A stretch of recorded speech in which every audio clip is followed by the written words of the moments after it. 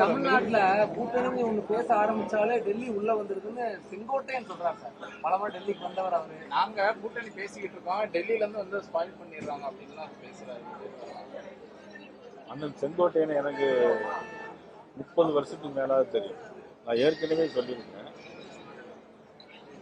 அவர் அமைச்சராக இருந்த போதும் தெரியும், அமைச்சருக்கு பின்னால் நடந்த விஷயங்கள் உங்களுக்கு எல்லாம் தெரியும். அதுபோல கன்னியாகுமரியில் ஒரு மாத காலம் நான் அவர்கள் ஒன்றாக தங்கியிருந்தோம். 1998ஆம் ஆண்டு திருநெல்வேலியில் நடைபெற்ற வெள்ளி விழா மாநாட்டில் நாங்கள் இருவரும் முக்கிய பங்கெடுத்துக் கொண்டோம். முழுவதுமாக நான் உணர்ந்தவர். அவரை நினைத்து உண்மையில நான் மிகவும் ரொம்ப வருத்தப்பட்டேன். எப்படி இருந்தவர் இப்படி ஆயிட்டாரு அப்படிங்கிற மாதிரி தான் என்னுடைய வருத்தத்தை மட்டும்தான் என்னால் சொல்ல முடியும். உங்களுக்கு எல்லாருக்குமே தெரியும், டெல்லி எந்த விஷயத்தையும் இங்கே தடையப்படுறது. இங்கே தமிழ்நாட்டினுடைய தேசிய ஜனநாயக கூட்டணியுடைய தலைவராக அந்த இபிஎஸ் அவர்கள் தான். அவர்கள் தான் மதிப்புக்குரிய அன்புமணி ராமதாஸ் அவர்கள் அழைத்து டெல்லிக்கு போய் இங்கிருந்து பேசி முடிச்சுட்டு அங்கே டெல்லி போய் அதன் பிறகு இங்கே வச்சுதான் மதிப்புக்குரிய அம்மா மக்கள் முன்னேற்ற கழகத்துடைய தலைவர் மதிப்பு அண்ணன் டிடிவி அவர்கள் அவருக்கு இங்கே வச்சுதான் பேசும். டெல்லியில் போய் பேசுறாங்க, இங்கே வச்சுதான் பேட்டி கொடுத்தாங்க. ஒன்னா இணைஞ்சு பேட்டி கொடுக்குறாங்க. பாரத நரேந்திர மோடி அவருடைய பொதுக்கூட்டத்துக்கு அதில் கூட ஒன்றாக இணைந்து அங்கே வச்சுதான் பேட்டி.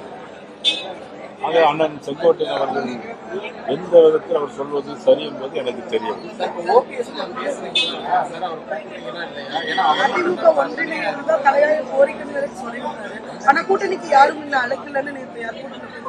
அதாவது என்னன்னா, அண்ணன் ஓபிஎஸ் அவர்களை பற்றி நான் எந்த கருத்தையும் சொல்ல முடியாது. அவர்கள் ஒரு கட்சியில் இருந்தாங்கன்னா அந்த கட்சியில் வெளியே வந்துட்டாங்க. அந்த கட்சியினுடைய உள்கட்சி பிரச்சனை, அதை பற்றி நாம் பேசுவது என்பது சரியாக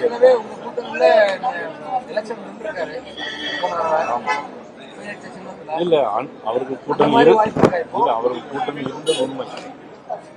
மதிப்புக்குரிய அண்ணன் டிடி தினகரன் அவர்களும் கூட்டணி இருந்தாங்க. அப்புறம் கூட்டணி வெளியே போயிட்டாங்க. அரசியல் கட்சிகளில் கூட்டணி சேர்வதும் சேராது இருப்பது ஒரு நடைமுறை அவங்க எல்லாருக்குமே தெரியும்.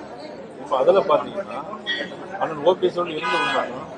இப்போ வர்றது வராது அதிகமாக காலம்தான் போயிட்டு. சார், இப்ப கூட்டணி ஆட்சி சாத்தியம்னு சொல்றாரு. நான் என்னோட சார்பில் போட்டியிடுறாங்க அமைச்சர் என்னோட ஆசை. ஆனா நான் நிபந்தனை எதுவும் விதிக்கல. அது சாத்தியமா சார் இந்த அதிமுக பாஜக? அதோட ஆசைன்னு தானே சொல்லியிருக்கேன். ஆசை, ஆனா நான் போட்டியிடலன்னா அதை பத்தி நான் எந்த விதமான கருத்து நான் சொல்ல முடியும். சார், இப்போ அவரு என்னன்னா தாவேக்காவுக்கு வருவேன்னு செங்கோட்டையன் நம்பினாரு. அதாவது மீண்டும் தேசிய ஜனநாயக நான் போக மாட்டேன்னு செங்கோட்டையன் நம்பினாரு.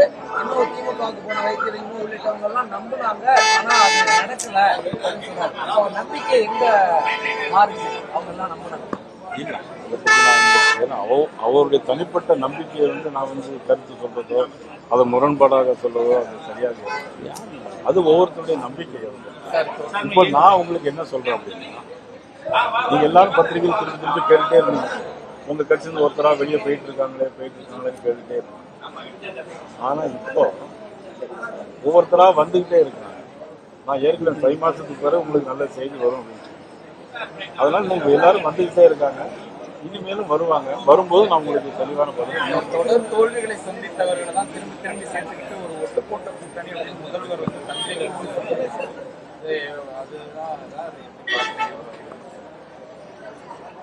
முதலமைச்சர் தொடர் தோல்வி சந்திச்சவங்களை தான் இப்போ மீண்டும் பில்டப் கொடுக்குறாங்க. முதலமைச்சர் சொன்ன கருத்தை நீங்க ஏற்றுக்கிறீங்களா? அதாவது ஒரே ஒரு கருத்து, இதுக்கு முதலமைச்சரும் பதில் சொல்லணும், நீங்களும் மீடியாக்களை சொல்லணும். என்னைக்காவது தொடர்ந்து திமுக ஆட்சியில் வந்திருக்கான்? இல்ல இது அப்போ அவங்க தோல்வியை தானே சந்திச்சுட்டு இருக்காங்க. திமுக தொடர்ந்து தோல்வியை சந்திச்ச திமுக, தொடர்ந்து வெற்றியே பெறாத திமுக, தொடர்ந்து ஆட்சியிலே இல்லாத திமுக. மதிப்புக்குரிய ஸ்டாலின் அவர்கள் அப்படி சொல்றாருன்னா எனக்கு தெரியல. 1991 அம்மா முதலமைச்சர், அதுக்கு முன்னால 3 முறை புரட்சியாளர் எம்ஜிஆர் முதலமைச்சர். 3 தடவையும் தோத்துருக்காங்க. அப்போ கூட கலைஞர் சொன்னார், 12 ஆண்டு வனவாசம் 2 ஆண்டு அஞ்ஞான வாசமா, எங்களுக்கு வாழ்வே கிடையாதா அப்படின்னு கலைஞர் சொன்னார். அப்ப தொடர்ந்து தோல்வியை சந்திச்சது யாரு? இல்ல நான் சொல்றேன், தொடர்ந்து தோல்வியை சந்திச்சது யாரு? திமுகவா அதிமுக கூட்டணியா? 1967 72 பிறகு புரட்சி தலைவர் எம்ஜிஆர் உயிரோடு இருக்கிற வரைக்கும் திமுக ஜெயிச்சது கிடையாது. அப்ப தொடர்ந்து தோல்வியை சந்திச்சது யாரு? திமுக. உண்டா இல்லையா? சொல்லுங்க, உண்டா இல்லையா? ஓகே ஓகே சொல்லுங்க, அப்படிதான் சொல்லணும். அந்த விமர்சனம் நான் பதில் சொல்றேன். அது சரியா, நான் சொல்றது சரியா தப்பா நீங்க சொல்லணும்ல. நீங்க ஓகேன்னு சொன்னீங்க, வெரி குட், வரவேற்பு. அதன் பிறகு 91 அம்மா, 96 கலைஞர், 2001 அம்மா, 2006 கலைஞர். அப்போ பாத்தீங்கன்னா மைனாரிட்டி 90 இடங்கள மைனாரிட்டி கவர்மெண்ட் முழுசா வெற்றி பெறல. 2006 முழுசா வெற்றி பெறல மைனாரிட்டி கவர்மெண்ட் திமுக. 2011 அம்மா முதலமைச்சர், 2016 அம்மா முதலமைச்சர். புரட்சி தலைவர் 3 தடவை தொடர்ந்து முதலமைச்சராக இருந்திருக்காரு. அம்மா 2 தடவை தொடர்ந்து முதலமைச்சராக இருந்திருக்காரு. அப்ப அதெல்லாம் தோத்தது யாரு? திமுக. இன்னைக்கு ஏதோ ஆளுங்கட்சியில வந்துட்டதுனால தொடர்ந்து ஜெயிப்போங்கிற ஒரு எண்ணத்தை, ஒரு பொய் பிரச்சாரத்தை இன்னைக்கு முதலமைச்சர் சொல்லியிருக்காரு. அந்த முதலமைச்சர் சொல்றது என்ன செய்யுது? சரியில்லை. 2019 நாடாளுமன்ற தேர்தல், அப்புறம் சட்டமன்ற தேர்தல், 2021, திரும்ப அடுத்த நாடாளுமன்ற தேர்தல், இதெல்லாம் தொடர்ச்சியா ஜெயிச்சிருக்கோம் அப்படிங்கிற மீனிங்ல சொல்றாரு. தொடர்ச்சியா நீங்க நான் தொடர்ச்சியா தோத்ததை சொல்றேன், அவரு தொடர்ச்சியா தோத்ததை நான் சொன்னேன். நீங்க அவர் தொடர் 2 தடவை தான் நீங்க சொல்றீங்க.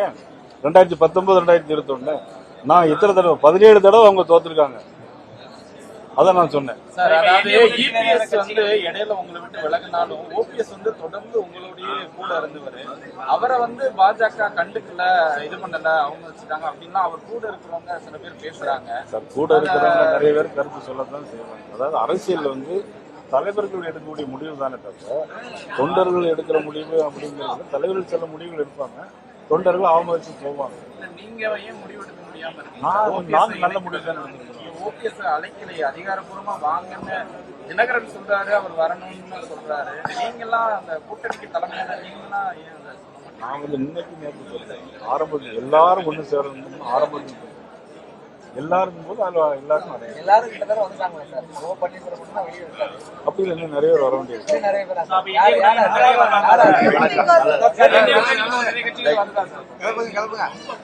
கல்யாணம் மணமக்களை நல்லா வாழ்த்துங்க எல்லாரும்.